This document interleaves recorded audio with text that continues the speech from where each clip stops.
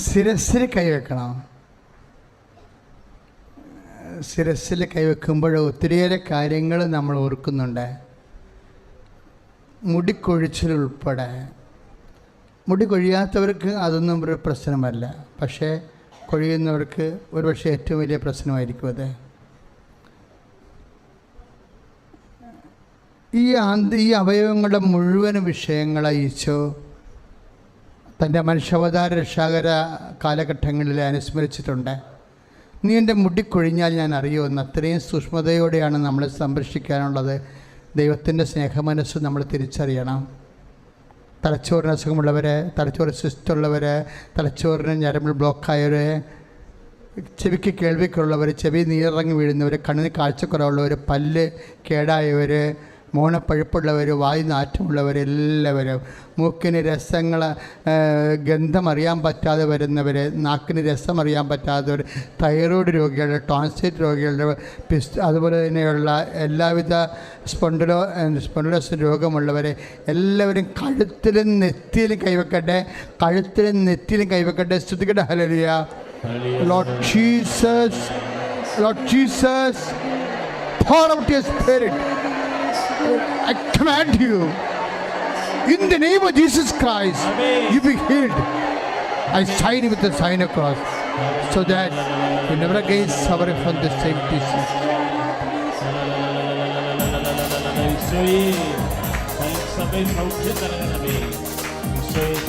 മടുപ്പുകൂടാതെ പ്രാർത്ഥിക്കാം, വിശ്വാസത്തോടെ പ്രാർത്ഥിക്കാം. മടുപ്പുകൂടാതെ പ്രാർത്ഥിക്കാം, വിശ്വാസത്തോടെ പ്രാർത്ഥിക്കാം. പ്രാർത്ഥന, ശ്രദ്ധയുള്ള പ്രാർത്ഥന, ധനിക്കും രോഗിക്ക് സൗഖ്യമാണ്. പ്രാർത്ഥന, ശ്രദ്ധയുള്ള പ്രാർത്ഥന, ധനിക്കും രോഗിക്ക് സൗഖ്യമാണ്. ഹല്ലേലൂയ. ഹല്ലേലൂയ. പ്രാർത്ഥിക്കാം, പ്രാർത്ഥിക്കാം. ആത്മാവിൽ ആരാധിക്കും കർത്തനെ, നല്ലവൻ അവൻ നല്ലവൻ. പ്രാർത്ഥിക്കാം. ആത്മാവിൽ ആരാധിക്കും കർത്തനെ, നല്ലവൻ അവൻ നല്ലവൻ. വിടുതൽ നിന്ന് പ്രാപിക്കാം, വിടുതൽ നിന്ന് പ്രാപിക്കാം. പരിശുദ്ധ പരമദിവ്യകാരുണ്യത്തിന്. മക്കളെ, കിഡ്നി രോഗികൾ, ക്രിയാറ്റിൻ കൂടുതലുള്ളവർ, കിഡ്നിയിൽ കല്ലുള്ളവർ, നടുവിനെ കൈവെക്കുക. ആ രോഗം ഉള്ളവർ മാത്രം മതി കേട്ടോ. പിന്നെ നടുവേദനക്കാരുണ്ട്, നടുവിൻ്റെ കശേരിക്ക് അകന്നിരിക്കുന്നവരുണ്ട്, നടുവ് വളഞ്ഞവരുണ്ട്. അവരെല്ലാവരും നടുവിനാണ് കൈവെക്കേണ്ടത്. അച്ഛനോട് ചേർന്ന് പ്രാർത്ഥിക്കുക. കർത്താവ് ദൈവമേ, എല്ലാ കിഡ്നി രോഗികളെയും നിന്റെ തിരുമുറിവാർന്ന വലതുകരത്താൽ ഇപ്പോൾ സ്പർശിക്കണമേ. അമ്മയുടെ മധ്യസ്ഥതയിലെ ഈശോ നാമത്തിലെ നടുവേദനയും കിഡ്നി രോഗങ്ങളും സൗഖ്യമാകട്ടെ. ഹല്ലേലൂയ. ഹല്ലേലൂയ. ഹല്ലേലൂയ. കരങ്ങൾ ഉയർത്തി സ്തുതിക്കട്ടെ. കർത്താവേ, ഡയാലിസിസ് ചെയ്തുകൊണ്ടിരിക്കുന്ന മക്കള്, ക്രിയാറ്റിൻ കുറവുള്ളവര്, കർത്താവേ, ദുരിതം അനുഭവിക്കുന്നവര്, വിഷമത അനുഭവിക്കുന്നവര്, കർത്താവിന്റെ ശക്തി നിറയണമേ. ഡിസ്കിന് അകൽച്ചകളിൽ സ്പർശിക്കണമേ.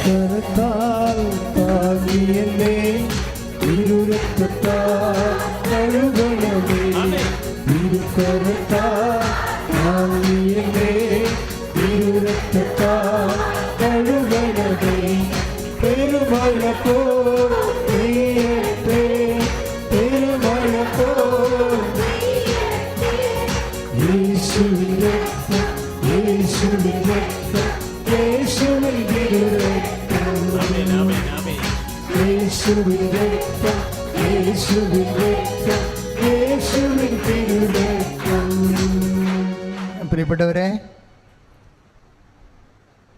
അലർജി രോഗങ്ങൾ കൃപാസനത്തിൽ ഒത്തിരിയേറെ സൗഖ്യം വരുന്ന രോഗമാണ് അലർജി രോഗം.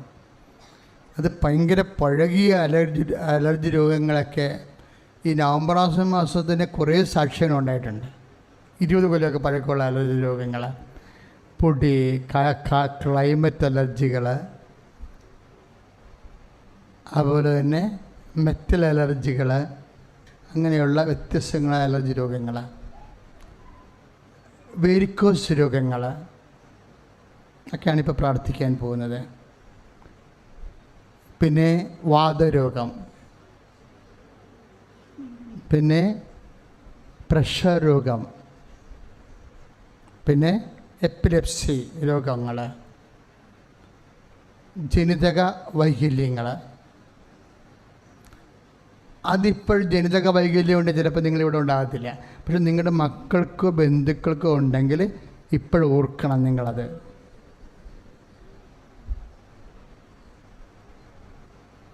പിന്നെ അപസ്മാര രോഗങ്ങൾ, പിന്നെ ഉറക്കമില്ലാതെ വന്നാൽ എല്ലാം അപ്പ് ആൻഡ് ഡൗൺ ആയിട്ട് മറിഞ്ഞു പോകും.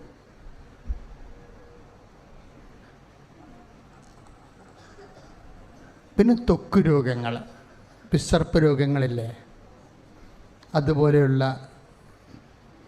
തൊലിയുടെ വെള്ളപ്പാണ്ട്, ചിരങ്ങ്, അതുപോലെയുള്ള രോഗങ്ങൾ. അതിപ്പോൾ പബ്ലിക്കായിട്ടുള്ള ചരിത്രം ഉണ്ടാകും, ചിലപ്പോൾ രഹസ്യ സ്വകാര്യ ഭാഗങ്ങളിലുണ്ടാകും. അതെല്ലാം കർത്താവിൻ്റെ നാമത്തിൽ പ്രാർത്ഥിക്കുന്ന സമയം എൻ്റെ മക്കളെ ചിത്രയും ചെയ്താൽ മതി. ഹോൾ ബോഡി കർത്താവ് സമർപ്പിച്ചുകൊണ്ട് ഇങ്ങനെ സ്വസ്തികയായിട്ട് നിൽക്കണം. പറയുക, കർത്താവായ ദൈവമേ, ഞാനിങ്ങനെ കൈ പിണച്ച് എൻ്റെ ശരീരത്തെ മൊത്തം ഞാൻ പ്രാർത്ഥിക്കുന്ന ആർക്ക് വേണ്ടിയാണോ അവരുടെ ശരീരത്തെയും ഈശോ കേൾപ്പിക്കുന്ന യേശു നാമത്തിലെ വിശുദ്ധ രക്തത്താൽ രോഗസ്ഥലങ്ങളെ, രോഗകാരണങ്ങളെ കഴുകപ്പെടട്ടെ. യേശുവിന്റെ നാമത്തിലെ ഞാൻ കൽപ്പിക്കുന്ന സൗഖ്യം പ്രാപിക്കട്ടെ.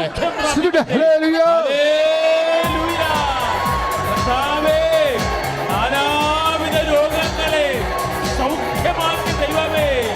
സർവാംഗ രോഗമുള്ളവര്, ദുരിതമനുഭവിക്കുന്നവര്, ആശുപത്രിയിൽ കഴിയുന്നവര്, വീട്ടിൽ കഴിയുന്നവര്, സമർപ്പിച്ച് പ്രാർത്ഥിക്കുന്ന കർത്താവേ, ഇപ്പോൾ ശുശ്രൂഷകളിൽ പങ്കെടുത്ത് പ്രാർത്ഥിക്കുന്നവരെ സൗഖ്യപ്പെടുത്തണമേ. ഹല്ലേലൂയ. പരിശുദ്ധ പരമദിവ്യകാരുണ്യത്തിന് നമ്മൾ ഇപ്പോൾ പ്രാർത്ഥിക്കാൻ പോകുന്ന വിഷയങ്ങൾ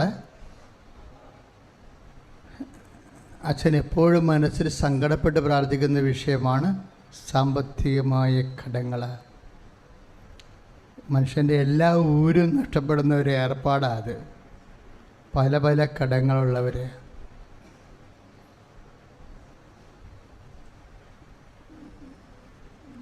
അവർക്ക് വേണ്ടി പ്രാർത്ഥിക്കുന്ന സമയമാണിത്.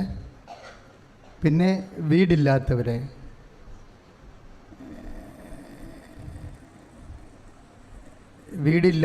ചിലപ്പോൾ എൻ്റെ അടുത്ത് വന്നിട്ട് ഒറ്റ അമ്മച്ചിമാർ പറയും, എനിക്ക് വീടില്ല അച്ഛാന്ന് പറയും. അപ്പോൾ ഞാൻ ചോദിക്കും, ആരൊക്കെ ഉണ്ട് എന്ന് ചോദിക്കുമ്പോൾ ആരുമില്ല, ഞാൻ മാത്രമേ ഉള്ളൂ. അപ്പം ഞാൻ പറഞ്ഞു, ഒറ്റക്കൊരാളിനെ എവിടുന്നെങ്കിലും ഗവൺമെൻറ് സഭയോ വീട് തരുമോ എന്ന് ചോദിക്കും. ഒറ്റക്കൊരാളിന് മക്കളുണ്ടായി കിട്ടുമെന്ന് പറയും. പക്ഷെ അത് ശരിയല്ല. എന്താ കാര്യം? ഒറ്റക്കൊരാളെ, ഒരു മനുഷ്യനെ ആയാലും ജീവിക്കണ്ടേ? രാത്രിയാകുമ്പോൾ വല്ലയിടത്തും പോയി കിടക്കാൻ പറ്റുമോ? എത്ര കാലം മറ്റുള്ള വീട്ടിൽ പോയി കിടന്നുറങ്ങും? ഇല്ലേ? വീണ് പോയി കഴിഞ്ഞാൽ ആര് നോക്കും? അപ്പം ഇങ്ങനെയൊക്കെ ഉള്ളതൊക്കെ നിങ്ങൾക്ക് ദുഃഖമായിട്ട് തോന്നണം, ഒരു ദുഃഖമായിട്ട് തോന്നണം. എന്നിട്ട് ഇപ്പം പഠിച്ചുകൊണ്ടിരിക്കുന്നവരൊക്കെ പറയണം, കർത്താവ് എന്നെ രക്ഷപ്പെടുത്തിയ ഞാൻ പലരെയും രക്ഷപ്പെടുത്തും ഇതുപോലെ എന്ന് പറയണം. ഇങ്ങനെയുള്ള ആൾക്കാരെ, കർത്താവ് എന്നെ രക്ഷപ്പെടുത്തിയ ഞാൻ ഇതുപോലെയുള്ള ഒത്തിരി പേര് രക്ഷപ്പെടുത്തിക്കൊള്ളാം. അല്ലെങ്കിൽ നീ ചിലപ്പോൾ നാളെ ലക്ഷക്കണക്കിന് രൂപ ശമ്പളവും മേടിക്കും. നീയും നിൻ്റെ ഭർത്താവും ഭാര്യയും ഇപ്പോൾ തന്നെ 2-3 സാക്ഷികളൊക്കെ കേട്ട്, ഞങ്ങൾക്ക് കർത്താവ് കാറ് തന്നെന്ന് ഒന്നും പറയിപ്പിച്ചിട്ടില്ല. കാര്യം എന്നറിയാമോ? സൈക്കിൾ പോലും ഇല്ലാത്ത ആൾക്കാരിവിടെ ഇരിപ്പുണ്ട്. അതാണ് സാരം. ഞങ്ങൾക്ക് കർത്താവ് കാറ് തന്നെന്നൊക്കെ പറഞ്ഞുകൊണ്ട് സാക്ഷ്യം പറയുന്നുണ്ട്. ഞാൻ പറയിപ്പിച്ചിട്ടില്ല. 2-3 സാക്ഷ്യം ആ ടൈപ്പുണ്ട്. അപ്പം എൻ്റെ ചിന്ത വന്നത് സൈക്കിളില്ലാത്ത ആൾക്കാരുണ്ടല്ലോ എന്നാണ് ചിന്ത വന്നത്. നമുക്ക് ദൈവത്തെ സ്തുതിക്കാം, പക്ഷേ എല്ലാത്തിനും ഒരു പരിമിതികളൊക്കെ ഉണ്ട്. അപ്പോൾ എപ്പോഴും നമ്മൾ ശ്രദ്ധിക്കേണ്ട ഒരു വിഷയം, നിങ്ങൾ രക്ഷപ്പെട്ട ദൈവനാമത്തെ പരസ്നേഹത്തിൽ നിങ്ങൾ മറ്റുള്ളവരെയും രക്ഷപ്പെടുത്തുമെന്ന് തീരുമാനിച്ച കാര്യങ്ങൾ കുറച്ച് എളുപ്പമാകും. വീടില്ലാത്തവർക്ക് വേണ്ടി പ്രാർത്ഥിക്കാൻ പോകുന്നു. പിന്നെ ഒരു സെൻറ്റ് സ്ഥലമില്ലാത്തവരുണ്ട്, ഉള്ള സ്ഥലത്തിന് പട്ടയമൊന്നും കിട്ടാത്തവരുണ്ട്, ഉള്ള സ്ഥലത്ത് ജീവിക്കാൻ വേണ്ടി ഒരു ജോലി ചെയ്യാൻ പറ്റാത്തവരുണ്ട്. കാര്യം ഉണ്ടായാലും ഇല്ലെങ്കിൽ എപ്പോഴും ഹെൽത്തിലും അവിടെ ഇവിടെയൊക്കെ അയൽവാസികൾ കുറ്റം പറഞ്ഞും കംപ്ലൈൻറ്റ് കൊടുത്തും ഉള്ള ജോലി അടപ്പിച്ചിട്ട് കുഞ്ഞുങ്ങളെ പോറ്റാൻ മാർഗമില്ലാതെ ഭ്രാന്തി പിടിച്ച് നടക്കുന്ന ആൾക്കാരുണ്ട്. അപ്പം അങ്ങനെ വ്യത്യസ്തങ്ങളായ വേദന അനുഭവിക്കുന്നവരെ, സാമ്പത്തിക മാർഗങ്ങളെല്ലാം ജോലി നഷ്ടപ്പെട്ടവരെ, തിരിച്ചു കയറാൻ പറ്റാതെ വരുന്നവരെ, കടക്കാർ നിലനിർത്താത്ത ആൾക്കാരെ അച്ഛനോട് ചേർന്ന് പ്രാർത്ഥിക്കുക. കർത്താവായ ദൈവമേ, സാമ്പത്തിക മേഖലകളിലെ മനസ്സ് തകർന്ന് ജീവിക്കുന്നവരുടെ മേൽ ഈ ഒറ്റ പ്രാർത്ഥനയുടെ ശക്തിയാൽ അമ്മമാതാവിന്റെ മധ്യസ്ഥത്തിലെ ഈശോയുടെ കാരുണ്യം ചൊരിയട്ടെ.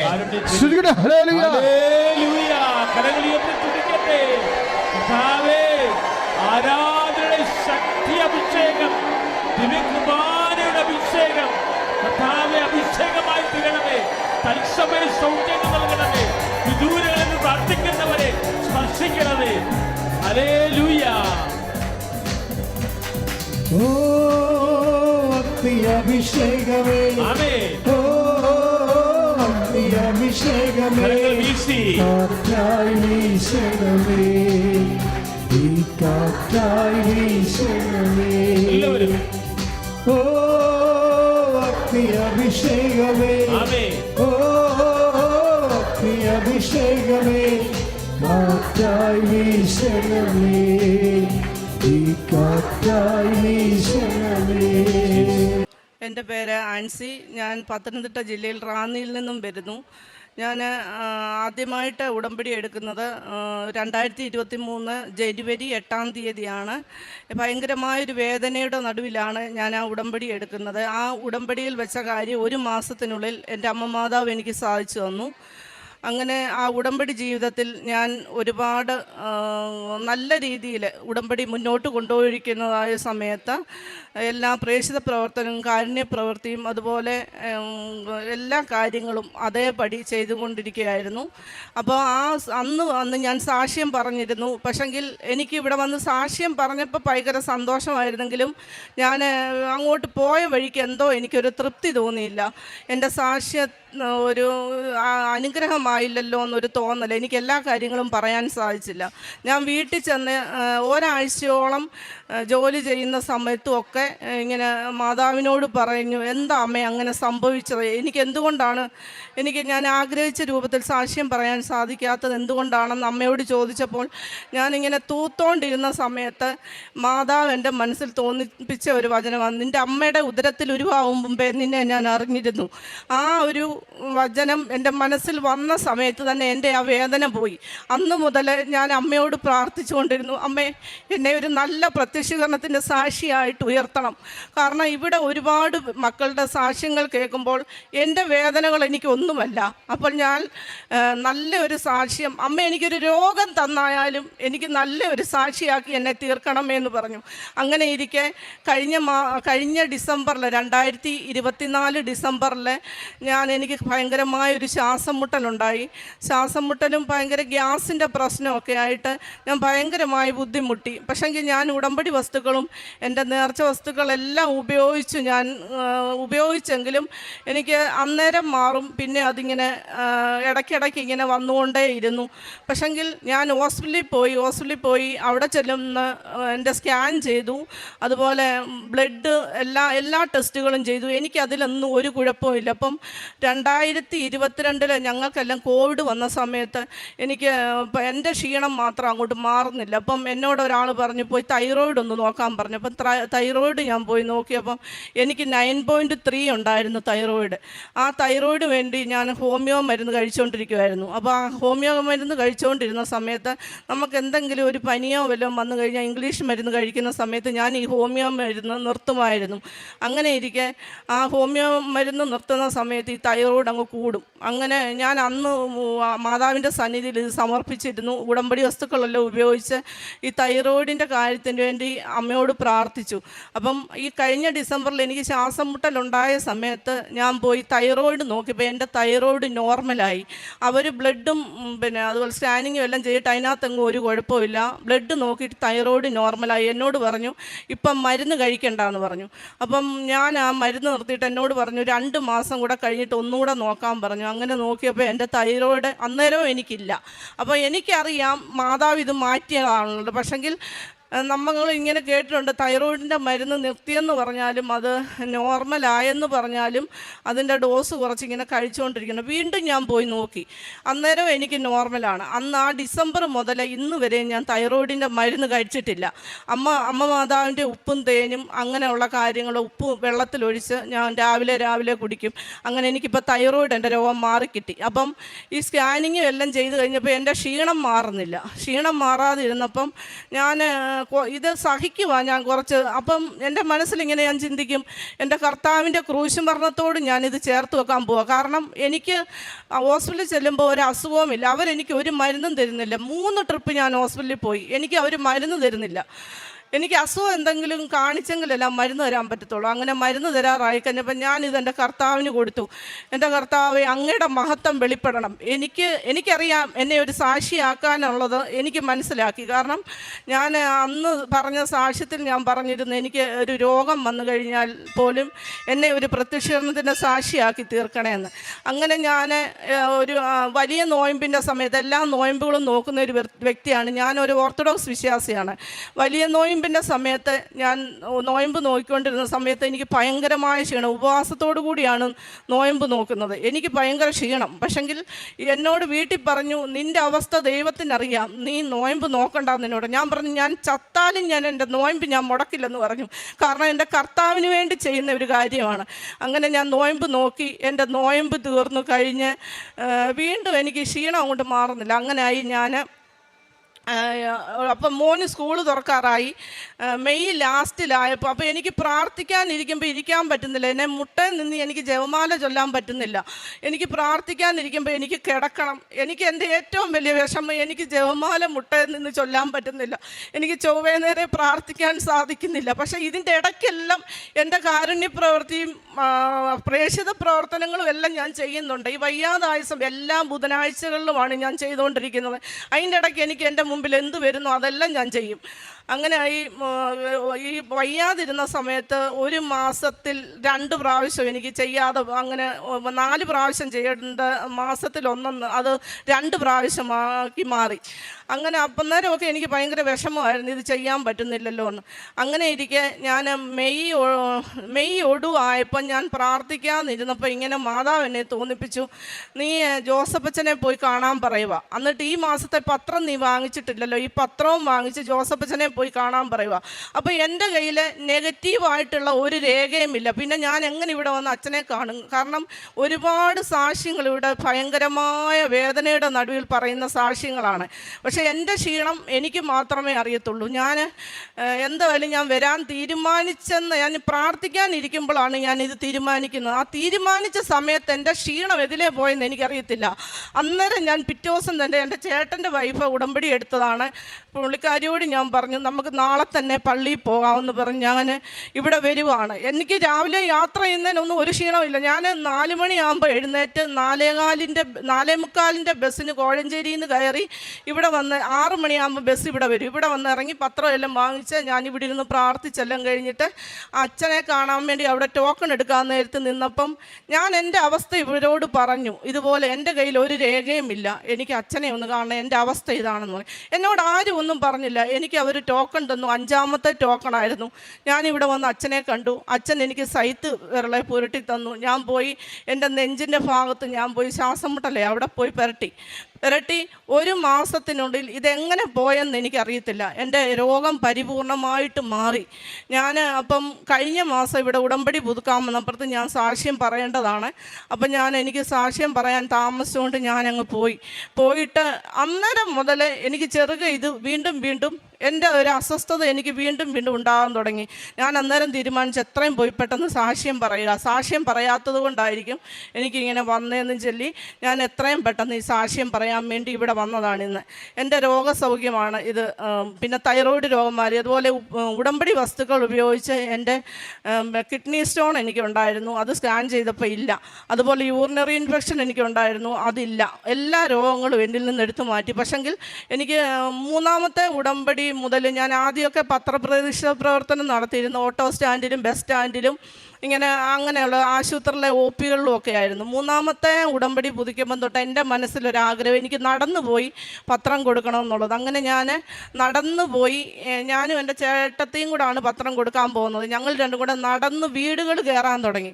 അന്നേരം മുതൽ എനിക്ക് മുട്ടിന് വേദനയായി, എൻ്റെ ഉപ്പൂറ്റിക്കും വേദനയായി.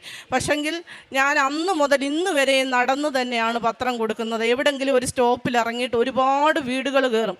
ഭയങ്കരമായ കയറ്റമുള്ള വീടുകളുണ്ട്, അവിടെയൊക്കെ ഞാൻ കയറും. കാരണം എനിക്ക് വേദനയാണെന്ന് പറഞ്ഞ് ഞാൻ കയറാതിരിക്കില്ല. ആ സ്ഥലങ്ങളിലൊക്കെ കയറിയിട്ട് ഞാൻ തിരിച്ചിറങ്ങി വരുന്നത് ബലം പിടിച്ച്, എനിക്ക് കാലിന് ബലമില്ലാത്ത പോലെ ഞാൻ ഇറങ്ങി വരുന്നത്. പക്ഷേ ഞാനത് മാറ്റി വയ്ക്കത്തില്ല. അങ്ങനെ തന്നെയാണ് ഞാൻ ഇപ്പോഴും ചെയ്യുന്നത്. എൻ്റെ പ്രേക്ഷിത പ്രവർത്തനം എന്ന് പറയുന്നത് പത്രം വാങ്ങിച്ച് ഞാൻ ഇവിടുന്ന് കൊണ്ട് കൊടുക്കും. പിന്നെ ആശുപത്രികളിലൊക്കെ സന്ദർശിക്കും, രോഗികളെ കണ്ട് തൈലം പുരട്ടി പ്രാർത്ഥിക്കും. പിന്നെ വൃദ്ധസദനങ്ങളൊക്കെ സന്ദർശിക്കും. പിന്നെ എല്ലാ ആഴ്ചയിലും പോകും. 1 മാസത്തിലൊരിക്കൽ വൃദ്ധസദനങ്ങൾ സന്ദർശിച്ച് അവർക്ക് വേണ്ടി പ്രാർത്ഥിച്ച് അവരോട് കർത്താവിൻ്റെ വചനങ്ങൾ പറഞ്ഞു കൊടുത്ത് അവരോട് വിഷമിക്കേണ്ട അങ്ങനെയൊക്കെ അവരോട് പറഞ്ഞ് സമാധാനിപ്പിച്ച് അവർക്ക് വേണ്ടതൊക്കെ ചെയ്യേണ്ട കാര്യങ്ങളൊക്കെ ഡ്രസ്സാണെങ്കിലും അതുപോലെ പൈസ ആയിട്ടാണെങ്കിലും എന്നെ കഴിവതും ഞാൻ ചെയ്യും. എൻ്റെ ഇല്ലായ്മയിൽ നിന്ന് എനിക്ക് മറ്റുള്ളവരെ സഹായിക്കാനായിട്ട് ഈ ഉടമ്പടി കാരണം എനിക്ക് കഴിഞ്ഞു.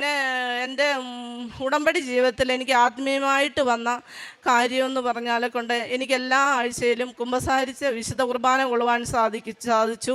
ഒരാഴ്ച പോലും ഞാൻ പള്ളി മുടക്കാറില്ല. നല്ലൊരു കുടുംബ പ്രാർത്ഥന ഞങ്ങളുടെ വീട്ടിൽ കിട്ടി. എൻ്റെ മക്കളാണെങ്കിലും കർത്താവിൻ്റെ മുമ്പിൽ ഒറ്റ ദിവസം പോലും പ്രാർത്ഥിച്ചവർ സ്കൂളിൽ പോകാറില്ല. അതുപോലെ ഹസ്ബൻഡാണെങ്കിലും ജോലിക്ക് ഇറങ്ങുന്ന സമയത്ത് പ്രാർത്ഥിച്ചിട്ട് എന്നും ഇറങ്ങിപ്പോകാറുള്ളൂ. നല്ലൊരു ജീവിതം എനിക്ക് കിട്ടി. ഞങ്ങളുടെ ഭവനത്തിൽ കർത്താവിൻ്റെ ഒരു സാന്നിധ്യം എപ്പോഴും നിറഞ്ഞ്, അമ്മയുടെ സാന്നിധ്യം നിറഞ്ഞ് എപ്പോഴും നിൽക്കുന്നതായിട്ട് ഞങ്ങൾക്ക് അറിയാൻ പറ്റും. അങ്ങനെ ഒരുപാട് പ്രേക്ഷിത പ്രവർത്തനം ഞാനിപ്പം 9ാമത്തെ ഉടമ്പടി 8ാമത്തെ ഉടമ്പടി പുതുക്കി 9ാമത്തെ ഉടമ്പടിയിലാണ്. അമ്മ എന്നെ ഒരുപാട് അനുഗ്രഹിച്ചു. ഒരുപാട് ചില സഹനങ്ങളും പ്രയാസങ്ങളും ഒക്കെ ഉണ്ട്, പക്ഷെ ഞാൻ അതിനെ ഒന്നും മൈൻഡ് ചെയ്യാറില്ല. എന്നെ അത്രമേൽ ധൈര്യപ്പെടുത്തി എൻ്റെ മാതാവ് എന്നെ നടത്തി. ഇത്രത്തോളം പറഞ്ഞ് എൻ്റെ സാക്ഷ്യം ഞാൻ നിർത്തും. പിന്നെ ഉടമ്പടി ധ്യാനങ്ങൾ ഒറ്റ ആഴ്ച പോലും ഞാൻ മുടക്കാറില്ല. എല്ലാ ആഴ്ചയിലും ധ്യാനങ്ങളിൽ അച്ഛൻ പറയുന്ന വചനങ്ങൾ, എനിക്കൊരു ഗ്രൂപ്പുണ്ട്. അന്നേരം ആ ഗ്രൂപ്പിൽ ഞാൻ ആ മൊത്ത വചനങ്ങളും അച്ഛൻ അന്നേരം പറയുന്ന വചനങ്ങളെല്ലാം ഞാൻ ഇടാറുണ്ട്. അതുപോലെ ഒരുപാട് മക്കൾക്ക് ഞാൻ അയച്ചു കൊടുക്കാറുണ്ട് ധ്യാനങ്ങൾ. രാവിലത്തെ ഡെയിലി ബ്രെഡും വൈകിട്ടത്തെ ഉടമ്പടി പ്രാർത്ഥന ആ ഗ്രൂപ്പിൽ ഇടാറുണ്ട്. അതുപോലെ എല്ലാ കാര്യങ്ങളും ഭംഗിയായിട്ട് ഞാൻ ചെയ്യുന്നുണ്ട്. ഇത്രയെല്ലാം നടത്തി തന്ന അമ്മ മാതാവിനും ഈശോയ്ക്കും ഞാൻ കോടാനുകോടി നന്ദി പറയുന്നു. ഈശോ മിശിഹായ്ക്ക് സ്തുതിയായിരിക്കട്ടെ. എൻ്റെ പേര് ജെയ്മോൻ ജോൺ, ഇടുക്കി രൂപത മുരിക്കാശ്ശേരി ഇടവകക്കാരനാണ്. ഞാൻ 2023 ആഗസ്റ്റ് മാസം 4-ാം തീയതിയാണ് ഇവിടെ കൃപാസനത്തിൽ വന്ന് ഉടമ്പടി എടുത്തത്. എൻ്റെ കൊച്ചിന് ഉടമ്പടി എടുക്കാൻ വേണ്ടിയിട്ടാണ് ഞാൻ വന്നത്. ഉടമ്പടി എടുക്കുന്നതിന് മുമ്പുള്ളൊരു 10 വർഷം എൻ്റെ ദുരിതപൂർണമായ നിമിഷങ്ങളായിരുന്നു. കാരണം ഞാനൊരു അമിതമായ മദ്യപാനിയായിരുന്നു, മദ്യത്തിനടിമയായിരുന്നു. 2018 ഏപ്രിൽ മാസം നിരന്തരമായി ഉണ്ടാകുന്ന ഓരോ പ്രശ്നങ്ങൾക്ക് ആസ്പദമാക്കി ഡോക്ടർ തരുന്ന ഗുളികയെല്ലാം കൂടെ പൊട്ടിച്ച് ഞാൻ കഴിച്ചു. അബോധാവസ്ഥയിലായി. അവസരോചിതമായി എൻ്റെ ഭാര്യ എന്നോടൊപ്പം ഉണ്ടായിരുന്നതിനാൽ അബോധാവസ്ഥയിലായി എന്നെ അയലക്കാരെ വിളിച്ച് വരുത്തി മുരിക്കാശ്ശേരി അൽഫോൺസ ഹോസ്പിറ്റലിൽ അഡ്മിറ്റാക്കി. അവർ അത് അന്നേരം എന്നെ എൻ്റെ വയറൊക്കെ ക്ലീൻ ചെയ്ത് വൃത്തിയാക്കി. ദൈവാനുഗ്രഹം കൊണ്ട് എന്നെ ദൈവം ഈ ലോകത്തുനിന്ന് മായ്ച്ചു കളഞ്ഞില്ല. അങ്ങനെ കുറേ കാലം കൂടി കടന്നുപോയി. 2023 ഞാനിവിടെ കൊച്ചിന് ഉടമ്പടി എടുക്കാൻ വരുമ്പോൾ ഉടമ്പടി എടുക്കണമെന്ന് എനിക്ക് ആഗ്രഹമുണ്ട്. ഞാൻ അദ്ദേഹം കാണുന്ന ഭിത്തിയെ ചാരി നിൽക്കുകയായിരുന്നു. എന്തായാലും ഒരു കാര്യം ചെയ്യാം, 90 ദിവസത്തിനെങ്കിലും മര്യാദയ്ക്ക് ജീവിക്കാമല്ലോ എന്നൊക്കെ ഓർത്ത് ഞാൻ ഉടമ്പടി എടുക്കാൻ തീരുമാനിച്ചു. ഉടമ്പടി എടുത്തു. ഇവിടുന്ന് പോയി പിറ്റേ ദിവസം തൊട്ട് ഞാൻ പള്ളിയിൽ പോയി കുർബസാരിക്കുകയും കുർബാന കൂടുകയും കുർബാനകളൊക്കെ ചെയ്തു. ഉടമ്പടി ഉപ്പിനെക്കുറിച്ചോ ഉടമ്പടി തൈലത്തെക്കുറിച്ചോ അതൊന്നും ചിന്തിച്ചിട്ടില്ല. ഇവിടുന്ന് ഫോണിൽ കൂടെ കാണുന്ന ധ്യാനം അതൊക്കെ ഞാൻ കേൾക്കും, സാക്ഷ്യങ്ങൾ കേൾക്കാറുണ്ട്. അപ്പോൾ ഞാൻ ചിന്തിച്ചു, ഇതൊന്നും എനിക്ക് ഉള്ളതല്ലായിരിക്കും, എനിക്കൊക്കെ ഇത് സാധിക്കുമോ? പക്ഷേ ഒരു 10-15 ദിവസം കഴിഞ്ഞപ്പോൾ എനിക്ക് നല്ലൊരു അനുഭവം കിട്ടി. ഞാൻ പള്ളിയിൽ പോയിട്ട് തിരിച്ചു വന്ന് എൻ്റെ പിള്ളേർ കൂട്ടത്തിലുണ്ടായിരുന്നു. അവരെ ഞാൻ വീട്ടിൽ ഇരുത്തിയിട്ട് രാവിലെ ഭക്ഷണം കഴിക്കാനായിട്ട് ഞാൻ അടുക്കളയിൽ പോയി. കുഞ്ഞു വീടാണ്, നമ്മൾ ഈ വെഞ്ചരിച്ച വസ്തുക്കളൊക്കെ ഒരു കൂടുങ്കിലാണല്ലോ വെക്കുന്നത്.